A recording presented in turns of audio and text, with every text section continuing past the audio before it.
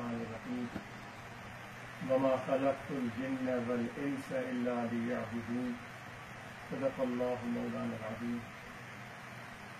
معزز دوستو،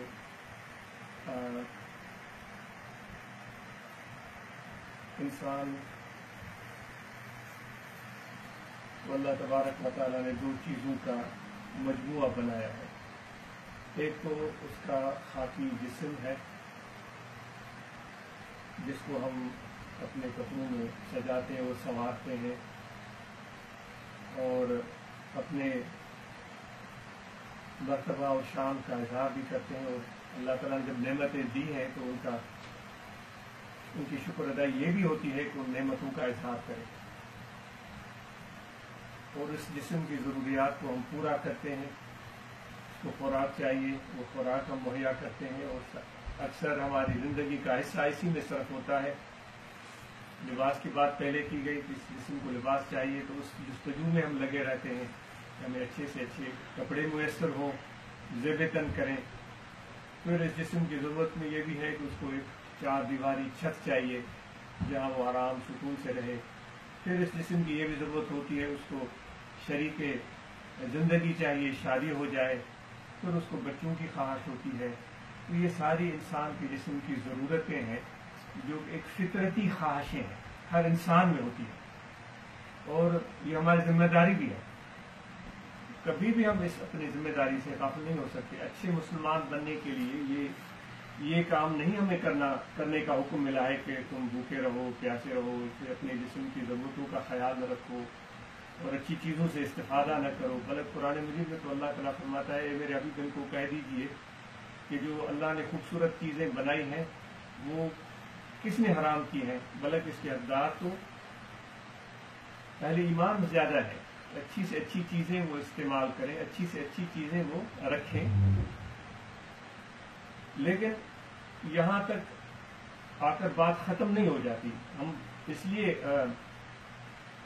مار کھا جاتے ہیں کہ ہم صرف انہی چیزوں کو اپنی زندگی کا مقصد بنا لیتے ہیں، یعنی جو اس جسم کی ضرورتیں ہیں ان کو پورا کرنے کے چکر میں رہتے ہیں، اور اسی کو سمجھتے ہیں کہ وہ کہتے ہیں کہ زیستن برائے خلد، بھائی زندگی اس لیے ہے کہ ہم کھائیں پیئیں۔ یہ چیز جو ہے، اس سے حضور علیہ السلام نے ہمیں سمجھا دیا ہے کہ نہیں، اس سے آگے بھی ایک اہم کام، صرف تمہارا جسم نہیں ہے، تمہارے جسم کے اندر روح بھی ہے، جو کہ اصل اس جسم کی شان ہے۔ اگر اس روح کو جسم سے نکال دیا جائے تو پھر جسم کسی کام کا نہیں کرتا۔ اگر روح نکل جائے جسم سے تو پھر ہم اس جسم کو زمین میں دباتے ہیں، اوپر مٹی کے ڈال دیتے ہیں۔ بھائی یہ جسم اگر زمین کے اوپر رہا تو یہ خراب ہو جائے گا، یہ جسم پھٹ جائے گا، بدبو پھیلے گی، اور یہ ساری چیزیں ہو سکتی ہیں۔ تو پھر ہم جلد سے جلد جب روح جسم سے نکل گیا تو اس کو زمین میں دبا دیتے ہیں۔ اور اس سے اندازہ لگائیں کہ روح کتنی بڑی اہمیت رکھتا ہے اس جسم کے اندر۔ اب میں آپ سے پوچھتا ہوں، میں اپنے آپ سے پوچھتا ہوں کہ جسم کی ضرورتوں کا تو ہم اتنا خیال رکھتے ہیں، اچھی خوراک چاہیے، اچھے کپڑے چاہیے، اچھا گھر چاہیے، شریک زندگی چاہیے، بچے چاہیے، گاڑی چاہیے، اچھے ملک میں رہیں، اچھے راستے ہوں جہاں پر ہم چلے پھریں، یہ ساری چیزیں ہمارے جسم سے وابستہ ہیں۔ ذرا یہ تو میرے دوست بتائیے کہ ہمارے روح جو کہ اصل اس جسم میں سب سے اہم ترین چیز ہے، اس کی ضرورتوں کا آپ نے کبھی سوچا ہے؟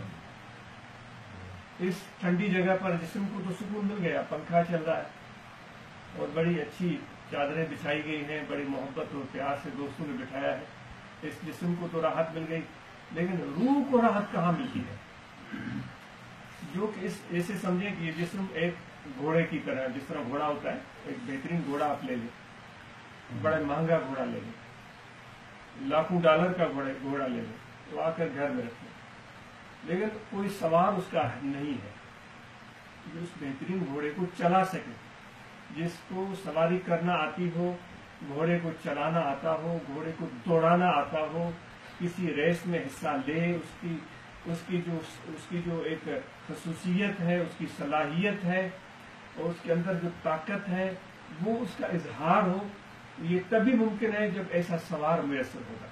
اگر ایسا سوار میسر نہیں ہے تو گھوڑا بیچارہ وہاں کھڑے کھڑے وہ اپنی اس رفتار کو، اپنی اس بھاگنے کی صلاحیت کو بھلا دے گا اور وہ ناکارہ ہو جائے گا.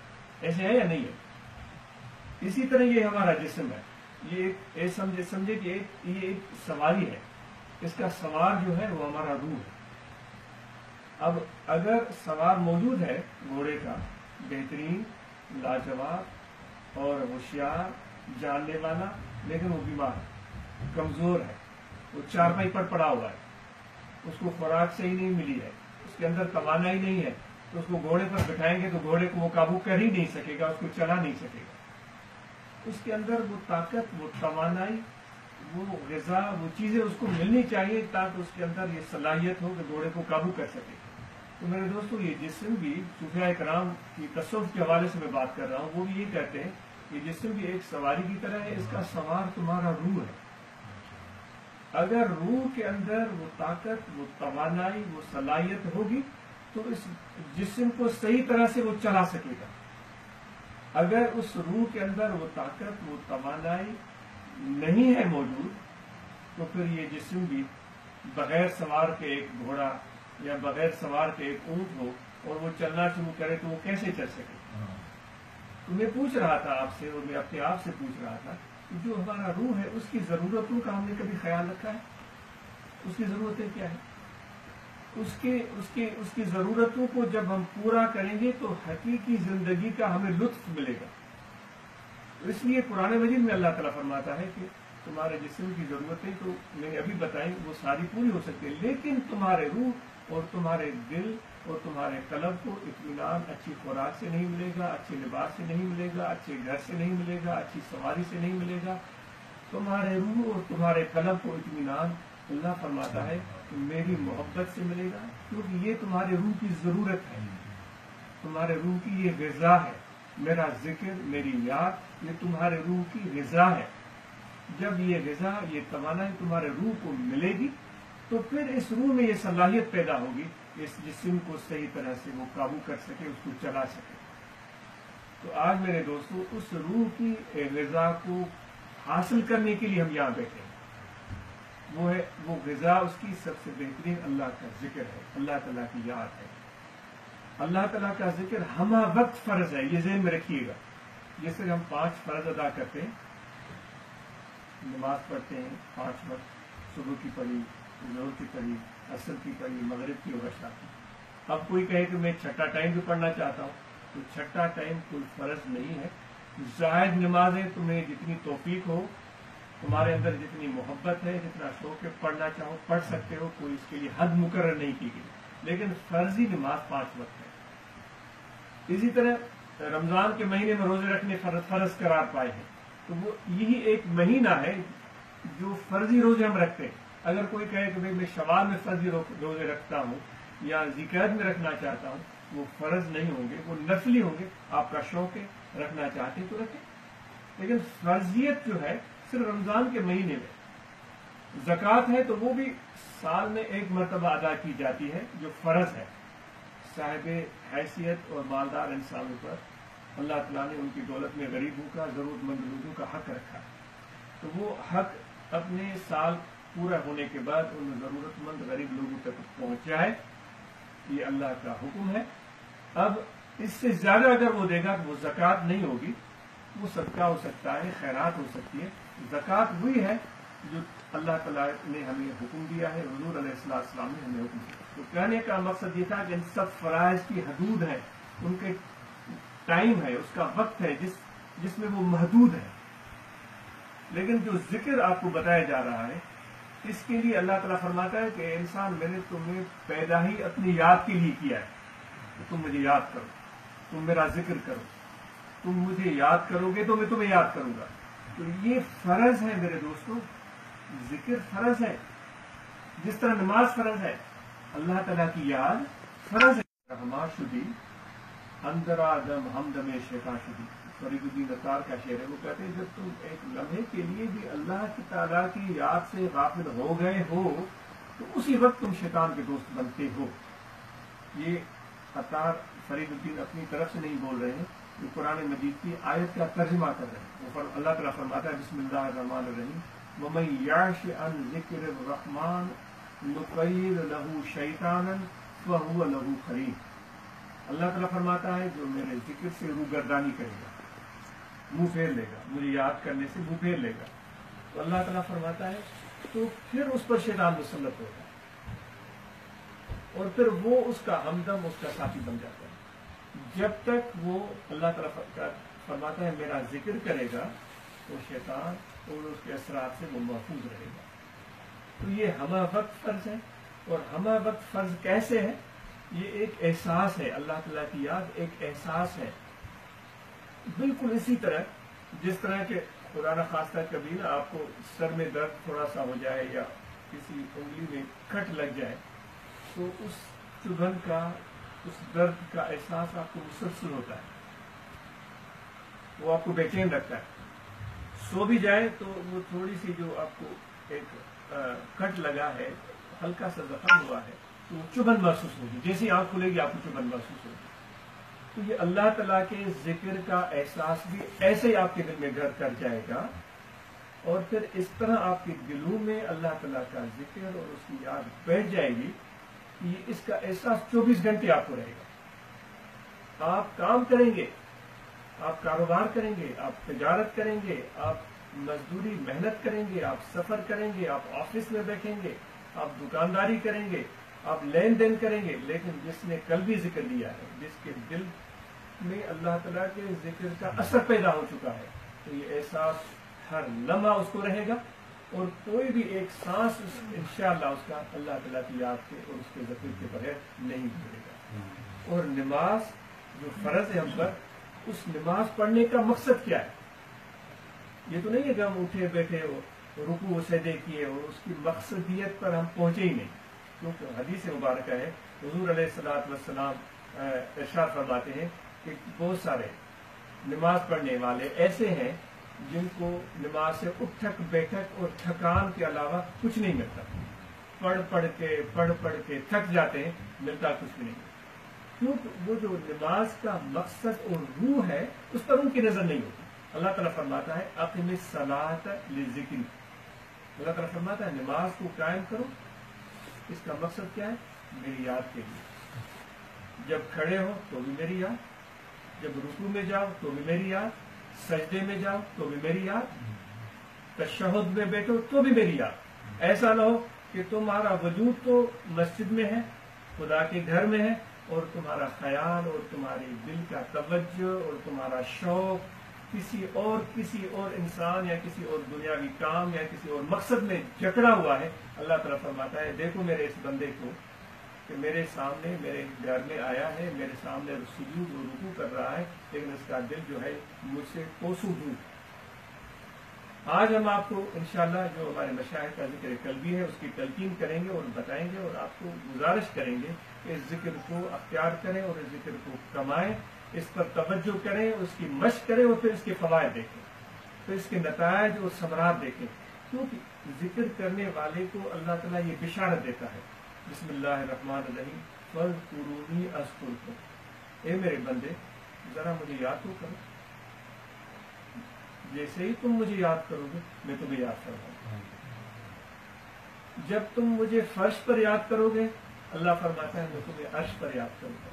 अल्लाह ताला फरमाता है तन्हाई में, अकेले ही में, तन्हाई में बैठकर मेरा जिक्र करोगे, मैं तुम्हें तन्हाई में याद करूंगा। अल्लाह ताला फरमाता है, हदीस का तर्जुमा में अर्ज कर रहा हूं, अल्लाह ताला फरमाता है जब एक महफिल में, जिस तरह आज हमें बैठना याद नसीब हुआ है, जिक्र वालों की महफिल में बैठकर मुझे याद करोगे तो मैं अपने फरिश्तों की जमात में, अपने नबियों की जमात में तुझे याद करूंगा। और फिर अल्लाह ताला फरमाता है कि जब जैसे आज आप घर से निकले, यहाँ तक आए, सैकड़ों काम होते हैं, दोस्तों से मिलना होता है, फैमिली के साथ वक्त गुजारना होता है, लेकिन आज आपने ये फैसला किया कि भाई आज हम चलते हैं मुनीर साहब और उनके वालिद साहब के घर में बैठकर जिक्र करते हैं। तो आपने ये एक कदम बढ़ाया है खुदा की तरफ, अल्लाह की तरफ। यहाँ और तो कुछ है नहीं, सब अल्लाह ताला की याद पे। और ये इतनी गैर मामूली बात है, अल्लाह ताला इस चीज से बहुत खुश होता है।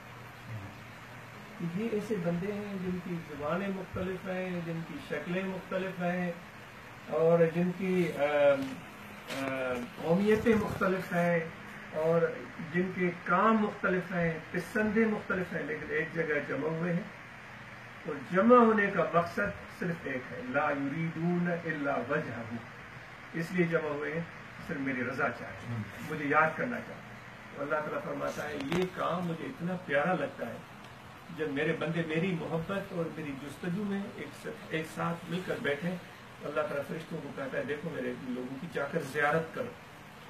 فرشتے آسمانوں سے اتر کر آتے ہیں ان کی زیارت کرنے کے لیے، آسمانوں پر عرش پر تو خدا کے قریب ہوتے ہیں، اللہ عرش سے ان کو فرش پر بھیجتا ہے، ان لوگوں کے پاس جاؤ جو میرے لیے جمع ہو۔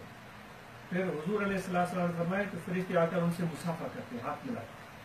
صحابہ حیران ہو گئے، انہوں نے عرض کیا ہے رسول اللہ صلی اللہ علیہ وسلم ہمیں کیسے پتہ چلے گا فرشتے نے ہمارے ساتھ مصافحہ کیا؟ آپ صلی اللہ علیہ وآلہ وسلم نے فرمایا ان کے مصافحہ کرنے کی نشانی یہ ہے کہ آپ کے دل میں سکون سا پیدا ہو جائے گا، ایک طمانیت آ جائے گی، ایک اطمینان اور خوشی کی اور مسرت کی ایک لہر تمہارے جسم میں دوڑ جائے گی۔ تو فرشتے آ کر ان سے ملتے ہیں اور پھر اللہ تعالیٰ کی طرف سے وہاں اعلان کرتے ہیں اے لوگوں تم خدا کی محبت کے لیے یہاں جمع ہوئے ہو، تم قوموا مغفورا لکم، تم اٹھو گے بھی نہیں، تمہارے سارے گناہ معاف کر دیے جائیں گے۔ یہ کتنی بڑی سخاوت ہے۔ وقد بدل سیئاتکم حسنات، یہاں تک نہیں بلکہ تمہارے گناہوں کو نیکیوں میں تبدیل کر دیا جائے گا۔ تو اس لیے میرے دوستو آج ہم اپنی روح کی غذا اور اس کی ضرورت کو پورا کرنے کے لیے یہاں بیٹھے ہوئے ہیں، تو ذرا اس طرف توجہ ضرور دے دیجیے گا۔ روح کی ضرورت کو پورا کرنے کے لیے ہم بیٹھے ہوئے ہیں، تو وہ اس کی ضرورت اللہ کا ذکر ہے اور خدا کی محبت ہے اور لوگوں کے ساتھ بے لوث تعلق ہے۔ اس کے پیچھے کوئی طمع، کوئی لالچ، کوئی مقصد نہیں، صرف انسانیت کے ناطے پر لوگوں سے محبت کرنا۔ ان کو یہ بھی خدا کا پیدا کردہ بندہ ہے، انسان ہے، اس ناطے سے محبت کرنا، یہ بھی ادا اللہ تعالیٰ کو بہت پیاری ہے۔ کیونکہ حدیث میں آتا ہے کہ قیامت کے دن ایک بندہ حضور علیہ السلام فرماتے ہیں خدا کے سامنے پیش ہوگا، اللہ تعالیٰ فرمائے گا کہ مجھے پیاس لگی تھی، تم نے مجھے پانی نہیں پلایا، حدیث کے الفاظ۔ پھر اللہ تعالیٰ فرمائے گا مجھے بھوک لگی تھی، تم نے مجھے کھانا نہیں کھلایا، مجھے کپڑے چاہیے تھے، تم نے مجھے کپڑے نہیں دیے۔ تو صحابہ حیران ہو گئے اور عرض کے یا رسول اللہ صلی اللہ علیہ وسلم اللہ تعالیٰ تو ان سب چیزوں سے بلند ہے، نہ اس کو بھوک لگتی ہے، نہ اس کو پیاس لگتی ہے، نہ اس کے لباس کی ضرورت ہے۔ تو حضور علیہ السلام نے فرمایا کہ ان کے آس پاس ایسے انسان بستے ہوں گے جن کو بھوک ہوگی، جن کو پیاس ہوگی ان کی دنیاوی زندگی میں، تو اس شخص نے ان کی بھوک، ان کی پیاس کو پورا نہیں کیا ہوگا، پیاس نہیں مٹائی ہوگی، کھانا نہیں دیا ہوگا، لباس نہیں دیا ہوگا۔ تو خدا کو اپنے انسانوں سے، اپنے بندوں سے اتنا پیار ہے کہ ان کی اس انسان کی بھوک کو اللہ تعالیٰ قیامت کے دن اپنی بھوک بتائے گا، ان کی پیاس کو اللہ تعالیٰ اپنی پیاس بتائے گا۔ تو میرے دوستو یہ بے لوث محبت یہ کر کے دیکھو، یہ خدا کا ڈھنگ ہے، کیونکہ اللہ ہم سے پیار کرتا ہے، اس کو تو ہماری کوئی ضرورت نہیں ہے، ہماری کوئی ضرورت نہیں ہے۔ اللہ تعالیٰ اگر چاہے تو ہم جیسے لاکھوں کروڑوں اور مخلوقات پیدا کر دے، اس کی بندگی کریں گے، لیکن اس کے باوجود وہ ہم سے پیار کرتے ہیں، تو یہ اس کی بے لوث محبت ہے۔ تو اللہ تعالیٰ فرماتا ہے میری جتنی بھی صفتیں ہیں نا، اے میرے انسانوں، میرے بندوں، میری صفتوں سے تم بھی کچھ حصہ پالو۔ تو یہ جو بے لوث محبت ہے اللہ تعالیٰ کی سب انسانوں سے بغیر کسی تفریق کے، اور میرے بھائیوں تم بھی بغیر کسی تفریق کے خدا کے سب بندوں سے پیار کرو، تو خدا ایسے ہی پیار کرتا ہے بغیر کسی فرق کے کہ یہ امیر ہے، یہ غریب ہے، یا یہ گورا ہے، یا یہ کالا ہے، یہ جو ہے یہ نیکوکار ہے، یہ گناہ گار ہے۔ خدا بغیر تفریق کے سب کو رزق دیتا ہے، سب پر رحمتیں بھیجتا ہے۔ تو یہ ادا ہے میرے پروردگار کی اور میرے پیارے پیغمبر علیہ السلام کی زندگی کو جب ہم دیکھتے ہیں تو اس میں بھی ہمیں یہ چیز ملتی ہے کہ بغیر اس فرق کے کہ کوئی آپ کے ساتھ اچھا رویہ رکھتا تھا، کوئی برا رویہ رکھتا تھا، دونوں کے ساتھ آپ کی محبت تھی۔ آپ کو کوئی پتھر مارتا تھا، کوئی پیار دیتا تھا، دونوں کے ساتھ آپ کی محبت تھی۔ کچھ لوگوں نے آپ کو مکہ سے نکلنے پر مجبور کیا، مدینہ میں آپ ہجرت کر کے آ گئے تھے، آپ کے بچوں کو تکلیف اور اذیتیں پہنچائی تھی، آپ کے رشتہ داروں کو پریشان کیا تھا، لیکن جب آپ واپس پہنچے تھے فتح مکہ والے دن تو آپ نے اعلان کیا کہ بھائی کوئی لا تشریف علیکم اليوم، یہ عربی کا لفظ ہے اور اس کا اردو میں ترجمہ سندھی میں جب ہوگا ٹماٹے کا معیاری کا، اردو میں ترجمہ مجھے کرنے کے لیے کچھ سوچنا پڑے گا۔ آپ نے فرمایا کسی کو بھی ہم کوئی اس معاملے میں پوچھ گچھ نہیں کرتے، سب کو معاف کیا، سب سے ہماری محبت ہے، قاتل خونی ظالم جنہوں نے آپ کے رشتہ داروں کو تکلیف کی، صحابہ کو شہید کیا، وہ آئے آپ نے سب کو معاف کیا۔ یہ میرے پیارے پیغمبر علیہ السلام کے اخلاق کو پوری دنیا مانتی ہے۔ اے میرے بھائیوں، میرے نبوی طریقے کو ہم بھی اپنے اندر پیدا کریں، وہ صبر پیدا کریں، وہ حوصلہ اور ہمت پیدا کریں، تاکہ وہ ہم آپ کی اس نسبت کو ہم سچا ثابت کر سکیں کہ واقعی ہم آپ کے ساتھ محبت کا رشتہ رکھتے ہیں۔ تو بہرحال اس روح کی غذا کی طرف کیا جائے گا، وہ ذکر ہے، تو آپ کو بتایا جاتا ہے ذکر کو کریں، انشاءاللہ آپ کو روح اور قلب کو غذا ملے گی۔ زبان یا ذکر زبان سے ہوتا ہے، یہ قلبی ذکر ہے، زبان خاموش رہے گی، توجہ دل کی طرف رہے گا، یہ دل ہے یہاں، حدیث میں آیا ہے کہ یہ پورے جسم کا بادشاہ ہے، اس دل کی طرف توجہ رہے گا اور اس دل میں یہ مشق کریں اللہ اللہ اللہ اللہ اللہ اللہ اللہ، یہ دل کی طرف توجہ کر کے خیال میں یہ ذکر کی مشق دل کو کروائیں، دل دھڑکتا رہتا ہے تو انشاءاللہ یہ دھڑکن میں اللہ تعالیٰ کے ذکر کی ضربیں رچ جائیں گی، اور ایسا ذکر کا اثر ہے کہ چھوٹا سا میں ایک واقعہ عرض کرتا ہوں۔ ہمارے کلیاروں کے قریب ایک مولانا بخش علی صاحب تھے، وہ مسائل بیان کرتے تھے اللہ آباد شریف میں، وہ فقہ کا درس دیتے تھے، وہ خرس و بلوچ قوم کے لوگ تھے، بڑے سخت قسم کے لوگ ہوتے ہیں۔ وہ کہتا ہے کہ وہ ہمارے گاؤں میں ایک ہوتا تھا جو مجھے ٹوکتا تھا کہ بھائی تم یہ کیا کرتے ہو، ذکر کرنے جاتے ہو، یہ کرتے ہو، کیا ضرورت ہے؟ وہ کوئی مولوی عالم مولوی ٹائپ بندہ تھا، کہتے ہم دونوں باتیں کرتے ہوئے ساتھ ساتھ جا رہے تھے تو وہ مجھے ٹوک رہا تھا، کیوں جاتے ہو تم درگاہ شریف پر، وہاں کیا فائدہ ہے؟ تو اس نے کہا میں نے دیکھا سامنے دو بچے، وہ کنچے ہوتے ہیں، کیا ہوتے ہیں، کنچو سے کھیل رہے، چھوٹے سے بچے تھے، ان میں ایک ایسا بندہ تھا، ایک ایسا بچہ تھا جو کہ ان کا اپنا بچہ تھا، دوسرا جو تھا وہ اس کا بچہ تھا، وہ کنچو سے کھیل رہے، وہ کنچو کو اب نشانہ لگاتے ہیں، تو جب اس کا بچہ نشانہ لگاتا تھا، ہم آ رہے ہیں ان بچوں کو دیکھ رہے، نشانہ لگاتا تھا اور نشانہ نہیں لگتا تھا تو اس کی زبان سے گالی نکلتی۔ اب میرا جو بچہ تھا وہ بچپن سے ہی وہ ذکر فکر میں آتا رہتا تھا، یہ تو میں نے اپنے گھر میں ایکسپیرینس کیا، میرے اپنے بچوں کے ساتھ، تو وہ جب نشانہ لگاتا تھا اور اس کا کنچا نشانے پر نہیں لگتا تھا یا لگتا تھا، اس کی زبان سے نکلتا تھا اللہ، تو میں نے اس کو بازو سے پکڑا، میں نے کہا تم کہتے ہو کیوں ذکر کرنے جاتے ہو، وہاں کیوں جاتے ہو، یہ تمہارا بچہ یہ میرا بچہ، اب ان دونوں کا عمل دیکھو کتنا فرق ہے ان دونوں، اس کا لگتا ہے کہ یہ زبان سے بے اختیار نکلتا ہے، 6 سال کا بچہ زبان سے نکلتا ہے اللہ، اور اس کا لگتا ہے یا نہیں لگتا، اس کی زبان سے گالی نکلتی۔ وہ مولوی جو تھا، وہ میں نے بھی دیکھا تھا مولوی، وہ کہتا ہے وہ چپ ہو گیا، اس کی زبان سے کوئی جواب نہیں نکلا۔ تو دوستوں سندھی میں کیا ہوتا ہے، ہاتھ کنگن ایک کئی ہاتھی، یہ ایسا عمل ہے، آپ کو بتاتے ہیں یہ ہاتھ کا کنگن ہے، اس کے لیے کسی آئینے کی ضرورت نہیں ہوتی ہے، آپ ذکر کما کر دیکھیں تو اس کا نتیجہ دیں، تو مشق کریں، توجہ رکھیں، ذکر کریں، اس کے لیے کوئی شرط نہیں ہے، وضو ہو یا نہ ہو، دونوں صورتوں میں ذکر کا دھیان رکھیں، کھڑے بیٹھے لیٹے سوئے جاگے، بس یہ مشق کریں کہ دل میں سبق پکا ہو جائے، اللہ اللہ اللہ اللہ، وضو ہو جائے، اور نماز 5 وقت ادا کریں، رمضان مہینے کے روزے رکھیں، زکوٰۃ ادا کریں، اور حج جس کسی پر فرض ہے وہ حج ادا کریں، اور انشاءاللہ یہ محفلیں ہوتی رہیں گی اور ملاقاتیں ہوتی رہیں گی، باتیں ہوتی رہیں گی، اس سے انشاءاللہ ہمیں فائدہ حاصل ہوگا۔ تو وقت کیوں قلیل ہے تو دوست تھوڑا میں کھڑا ہو جاتا ہوں، آگے آ جائیں تو آپ کو ذکر کی تلقین کرتے ہیں، محمد صاحب بھی آ جائیں،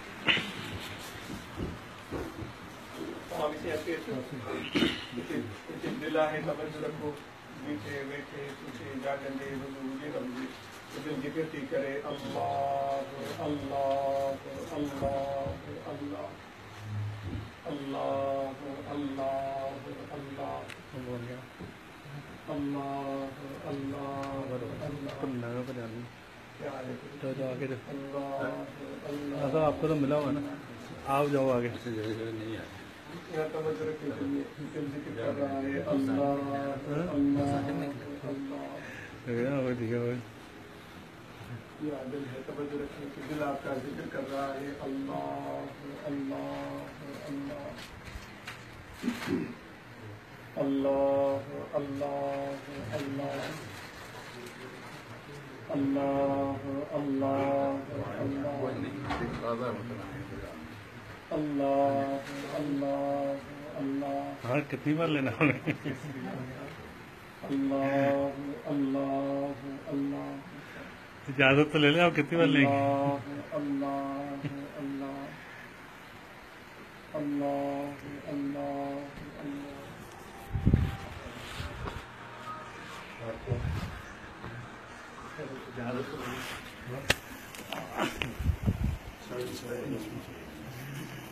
سائڈ ویسٹ میں سائڈ ڈور سے آ جائیں. ہاں وراٹ کے اندر سے کافی اثر کی منظر ہاں چھت میں لگا دیں.